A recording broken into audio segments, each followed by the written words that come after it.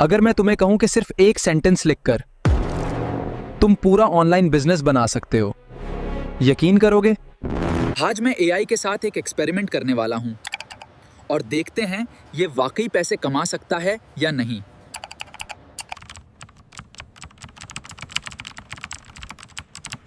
मैं अभी सिर्फ एक सिंपल प्रॉम्प्ट लिख रहा हूं।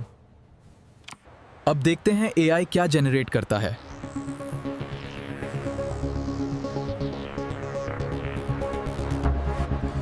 Create a profitable business with zero investment in Pakistan. Oh, AI ने वाकई एक इंटरेस्टिंग आइडिया दे दिया है। उसने बिजनेस नेम भी दे दिया हाँ, और अर्निंग मेथड भी। Digital services, faceless content, TikTok clients. अब सवाल ये है, क्या ये वाकई पाकिस्तान में काम करेगा?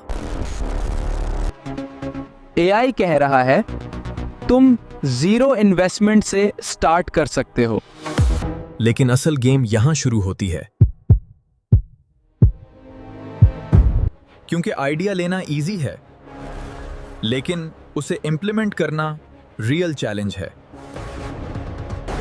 अगर ये वर्क कर गया तो मैं इसे लाइव लॉन्च करूंगा। तुम्हें स्टेप बाय स्टेप दिखाऊंगा कि एआई से पैसे कैसे कमाए जाते हैं। अब तुम बताओ, ये आइडिया रियल है या फेक? कमेंट करो, लॉन्च या फेक।